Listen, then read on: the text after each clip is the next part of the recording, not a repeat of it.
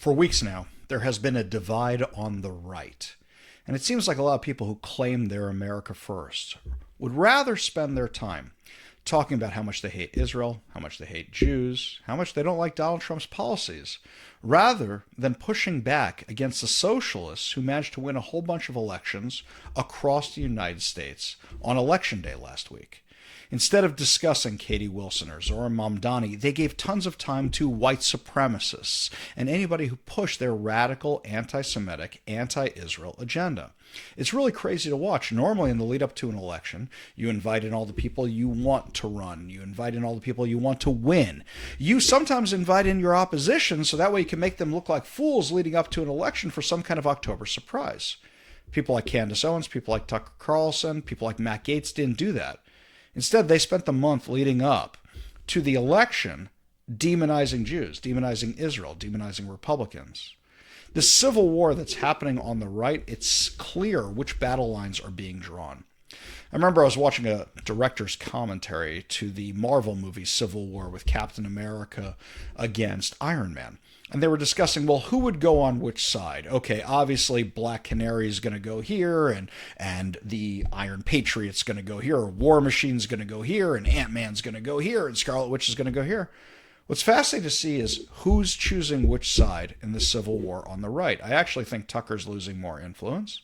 I think that this Nick Fuentes thing really did him dirty. I think he did it to himself. I think that with regards to this Nick Fuentes insanity, it really showed so many people what he really is. If you have allies like Matt Gaetz, not saying a lot, but I really wonder about people like Megyn Kelly, who are choosing the side of Tucker Carlson, which is really weird. I've never seen Megyn Kelly fall apart so badly as she did when she was debating Ben Shapiro over Tucker Carlson. She didn't seem poised, she didn't seem prepared, and she is somebody who's always poised and always prepared, because I don't think she had the facts to back her up.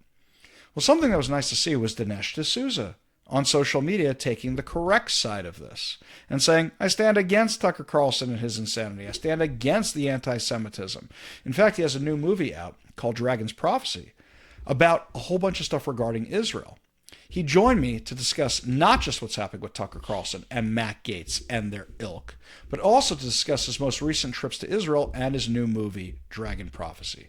Give a listen. Dinesh D'Souza, thank you so much for joining us today, and welcome back to the show. It's a great pleasure. Thanks for having me. I'm really excited you're here today because I see what's going on social media, where at first it looked like there was some kind of right-wing civil war going on inside MAGA, going inside the conservative movement, going on inside the Republican Party. But now it seems like I look at everybody who's fighting against these voices who are anti-Semitic, and I'd rather be on your side. I'd rather be on the side of the people who are out there calling out this nonsense. You don't really have a horse in this race. I mean, you're not Jewish. Why did you decide to fight this fight? Well, I was exposed. I went to Israel for the first time in the end of 2022. I discovered their biblical archaeology, which I found really fascinating. It is recent discoveries over the last typically 10, 15, 20 years that have established the historicity of the Bible. Very interesting. At the same time, I couldn't help noticing that this biblical archaeology also validates the presence of the Jews in their ancestral homeland going back thousands of years. There it is in the coins and stone inscriptions and clay seals and other artifacts that have come out of the ground. Then comes October 7th, and I'm looking at it, and I realize this is an event of not only historical and epical, but in a way biblical significance. I've never known of a mass attack like this in which the perpetrators jubilantly broadcast their deeds to the world, expecting and receiving applause for it. And so all of this, I thought, shows that something very big is going on here. And then I noticed that from the right, unexpectedly, you have this sort of vicious attack on Israel and on the Jews, which took me by surprise. I mean, I've been interested in all of this from a theological point of view. I've written some books going back a decade now on Christian apologetics. I've held in my hands the Christian Bible, which, by the way, is 75% the Hebrew scriptures and about 25% the Christian scriptures. And suddenly I'm hearing people who, by the way, are not exactly authorities on the subject, talking about the need to separate the New Testament from the Old, as if to say that once Jesus came, all the land promises to Abraham and his descendants have been taken back or revoked. I mean, all of this I initially viewed with incredulity, but then I realized it is part of a movement, and a movement that comes from very influential people, and it's a movement that needs to be repudiated. And so I'm happy to say that unlike the left, which allowed this kind of anti-Semitic, anti-Jewish, anti-Israel feeling to take over, really without much resistance, there is strong resistance on the right, and I don't, in fact, think that these guys are going to prevail. In fact, if you take an emblematic figure like Tucker Carlson, with even Heritage and Kevin Roberts now basically putting their distance from him, I don't think he has a single mainstream defender left. I think you're 100% right. It actually is heartening to see because I was worried, oh my God, am I going to have to leave the conservatives? Am I going to have to leave the Republicans the way I left the Democrat Party? Because when I saw this kind of stuff happening in the Democrat Party, it's one of the many, many reasons I started looking at the conservatives and started looking at the Republicans when I saw it was heading in this kind of direction. And your new movie, The Dragon's Prophecy, which now you can see on its website, the dragonsProphecyfilms.com. Tell me why you decide to do this. This is a massive undertaking. This is a massive project. I assume it's not because you want to get into social media fights. Why did you decide to make the movie?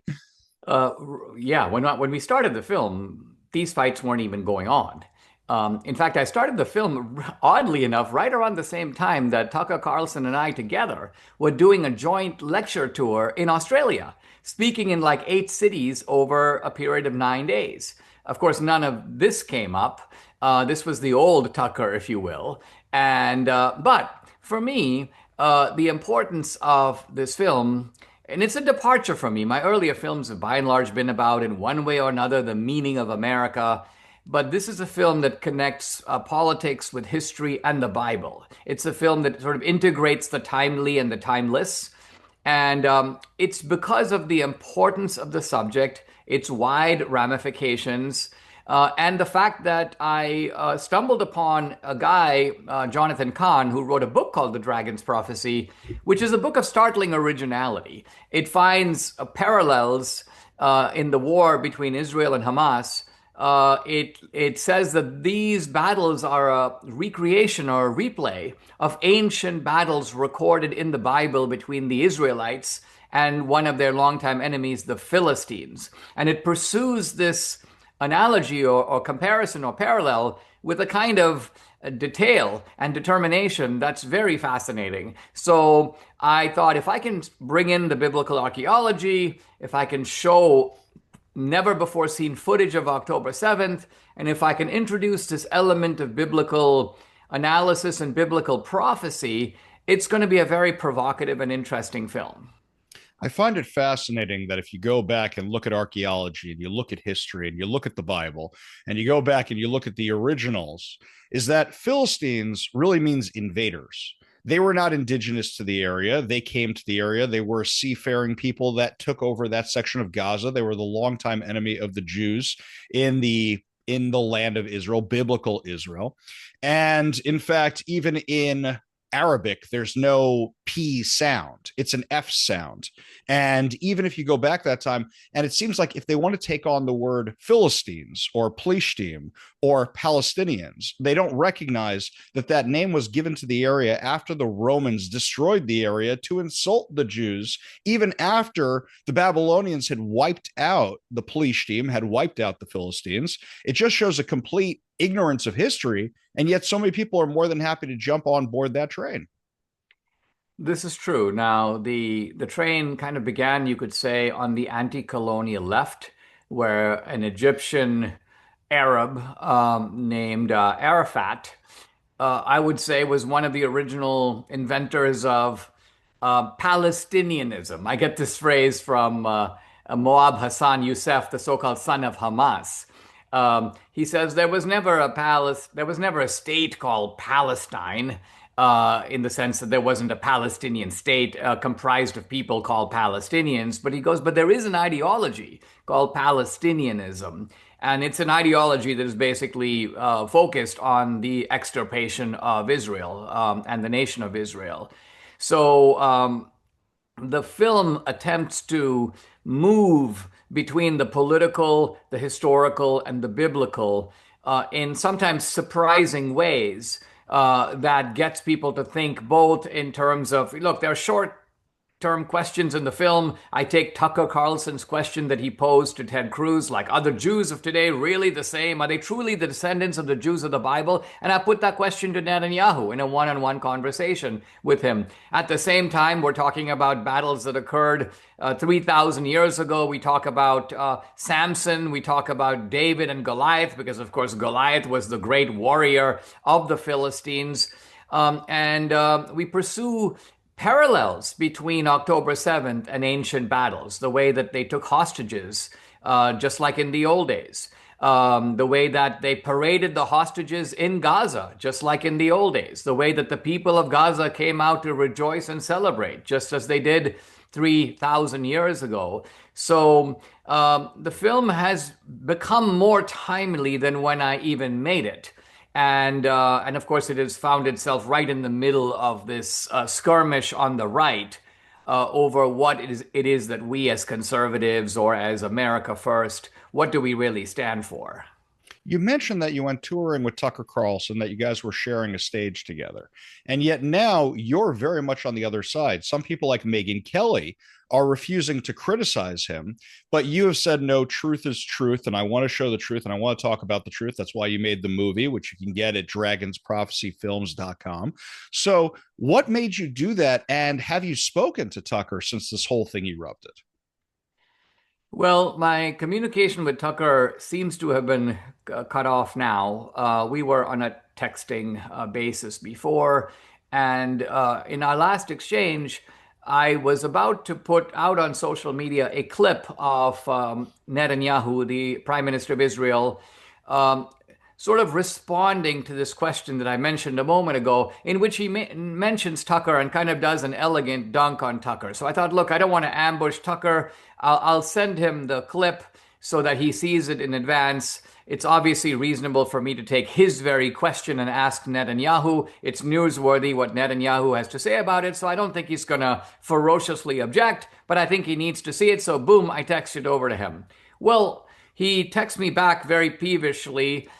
He sends me, first of all, a very weird paragraph talking about some genetic study that he wanted me to read, claiming that the Jews of today are only like 68% connected to the Jews of the Bible. He's like, Dinesh, haven't you seen this? This is like, and I'm like, Tucker, really? I mean, would you do this with any other group? I mean, do you go to like, do you look for genetic studies of blacks in America to prove that they're not really descended from Africa because they've only got 64%? I mean, this is to me, it's very suspect when you suddenly adopt techniques that when you're dealing with the Jews that you would never dream of doing to any other group. I mean, are the French of today, what is their genetic connection to the French of, let's say, 3,000 years ago? What is the actual percentage? How much, So I was just kind of a little bewildered by all this.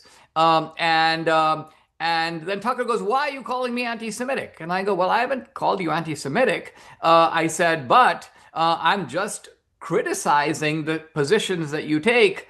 And then he said something like, well, Dinesh, I don't like this because it's very passive aggressive on your part. I thought, you were friendly. And I'm like, we are friendly. I've never been close buddies with Tucker, but I've known him off and on for 30 years, and we've always been on cordial terms. So I'm like, this is not passive aggressive. I happen to disagree with you on these things.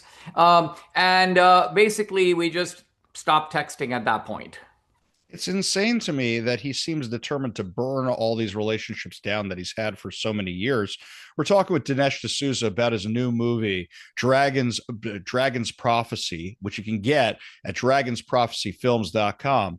So in it, you talk about the ancestral homeland of the Jews. You talk about the archaeology. We discussed a little bit of that. I don't want to give the whole movie away. But why do you think Israel is so important to the world today? I mean, for us, I'm an Orthodox Jew, and for me, the Bible ends when the OG Bible ends, right? We never got the updates. We never got the firmware update. We never got the sequels. So why is it so important that Israel exists today? Why is it so important that you spend your time making a film like this? Why is it so important you have these discussions, these arguments online? The striking thing about Israel is that you can't go there without realizing you're in the land of the Bible. You also see right in the middle of Israel a structure that is of deep political, but I would say also theological significance, and that's the Temple Mount. You've got right on top of the site of the Solomonic Temple a Islamic victory arch called the Dome of the Rock, adjoining a mosque, the Al-Aqsa Mosque. And so you can see here, Islam is making the statement, we are sitting on top of the holiest site in Judaism and Christianity. And they're saying this as a political statement, but also as a religious statement. Their point is Islam comes later, it supersedes, it is the ultimate and final revelation. So that's the theological significance of that particular monument. And so if you make a film about all this, you have to figure out a way to integrate the political and the biblical. Now, I was on Matt Gates's podcast, and he's like, well, Dinesh, come on, be serious. Are you really saying that because the Jews were there like 3,000 years ago, they deserve the land? I mean, would we say the same about the Native Americans? They were here 3,000 years ago. Are we turning over the United States to them? And I said to him this. I said, well, as far as I can see, Matt, there are only three ways to get the title deeds of a piece of land anywhere on the earth. The first is that you are the original inhabitant. That's one way. The second, you got the land through some sort of treaty or negotiation. That's the second way. And third, you took the land by conquest. I don't know a single map of any country in the world that was not established by one of these three ways. And I said, now let's apply this threefold criteria to Israel. The original inhabitants were the Jews. Check. Israel got the land from the United Nations after World War II by treaty or by designation. Check. And Israel has held the land by conquest in multiple wars, 1948, 1967, 1973. Check. So Israel checks all three boxes. It doesn't matter which criterion you want to use. It's quite obvious that Israel succeeds on any of these three criteria. And it's hard to think of other places in the world. Most of them have one, some of them have two, very few of them have all three. Yeah, it's the most successful decolonization movement in the history of the world. Yet the left treats it a complete other way.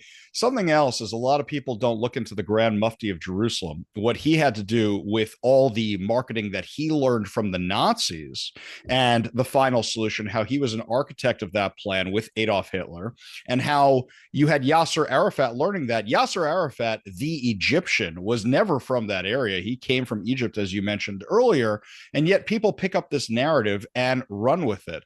So in the last few minutes we have with Dinesh D'Souza, I find that when I go to Israel, as you mentioned with the Temple Mount, the archaeological evidence is so overwhelming, but you do feel like you're in the land of the Bible. One of my more recent trips, I went up to the Temple Mount for the first time. And I noticed something fascinating, which is anywhere you go in Israel, there's plaques of everything, plaques on random restaurants that say, this used to be a Crusader place, or this happened here. You go up to the Temple Mount, none of that's there. In fact, a lot of it's still in ruins. And if this is one of the holiest sites of Islam, they treat it like absolute garbage. They're flying kites up there. They're smoking up there. They're playing soccer up there. And there's a section I noticed which has columns over on the side from different eras, but there's no plaque saying what they are, because if they have plaques saying what they are, they have to admit what came before Al-Aqsa. They have to admit what came before the Dome of the Rock. And also something else for me, what Christians believe came after my part of the Bible does not affect my faith. But if you go up to the Temple Mount, what they have done to the Temple Mount, it's clear that Islam is afraid of Judaism, is afraid of Christianity, because they've tried to roll it into their religion. For example, they block off the gate, which Messiah is supposed to come through, with a cemetery, thinking that's going to stop Messiah because somebody who has the holiness cannot go through a cemetery like that.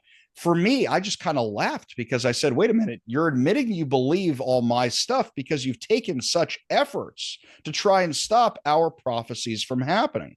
Does that give you a little bit more faith in your religion? Does that give you a little bit more faith in what you believe in? Well, let me think about how to respond to that. The Christian view is that there is a continuity between the Jewish scriptures and the Christian scriptures. What you have with Islam, I think, is an effort to abrogate, to supersede and abrogate at the same time. And that's the key word. An abrogation is essentially a canceling out of what came before. You even find that in the Quran, some of the Muslims say that the later verses like cancel out the earlier verses. So this is the doctrine of abrogation. I mention this because in this kind of argument on the right, you now have the camp represented by people like Tucker and others who in a sense are saying that when the Messiah came, when Jesus came, he canceled out the Old Testament. He canceled out the Jewish scriptures. And this is complete nonsense. Because that is not the Christian understanding. I mean, Tucker has never exactly been a Bible scholar, but there's a kind of perniciousness here. And the perniciousness is an attempt to sort of, an attempt to reject the Judaism that is built into Christianity. And so when I go to Israel, I'm struck really by the Jewishness of Jesus, by the fact that, here was a guy who was in an internecine debate among Jews and about Judaism. Of course, all his apostles were Jewish. All of the New Testament, with the exception of the Gospel of Luke, is written by Jews. And so for Christians not to see that, I think is very strange. And I don't think that they're making some real deep theological point here. I think that they are just looking for ways, by the way, as the Nazis were. The Nazis needed the votes of the Christians. They wanted the Lutherans in Germany. They wanted the Catholics in Bavaria. So they developed this, what they called positive Christianity, which was, again, an effort to kick the Old Testament out of the Christian Bible. Amazing. It's incredible to have these kind of discussions because unfortunately in a tweet you can't have nuanced discussions. But that's why people should go check out the movie. It's The Dragon's Prophecy. You can find it at thedragonsprophecyfilm.com. Mr. D'Souza, I just want to say thank you so much for taking up this fight. You didn't have to do it. It's not going to help you sell movies with certain people. It's not going to help you get streams with certain people, but you're doing it because you believe this is what's right, because it's what you've seen. Everybody should go see The Dragon's Prophecy, which you can get at thedragonsprophecyfilm.com right now. Dinesh D'Souza, thank you so much for joining us today. Really do appreciate it. It's my pleasure. Thank you.